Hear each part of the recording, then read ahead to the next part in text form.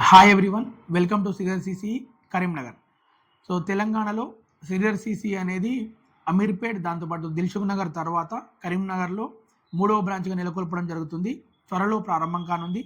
So సిఆర్సిసి యొక్క ముఖ్య ఉద్దేశం ఏంటంటే కరీంనగర్లో నెలకొల్పడానికి కరీంనగర్ దాంతోపాటు చుట్టుపక్కల ఉన్న పట్టణాల యువతను స్టేట్ అండ్ సెంట్రల్ గవర్నమెంట్ జాబ్స్లో అత్యధికంగా జాబ్ సంపాదించే విధంగా తయారు చేయడానికి నెలకొల్పబడిన సంస్థ సిఆర్సిసి కరీంనగర్ బ్రాంచ్.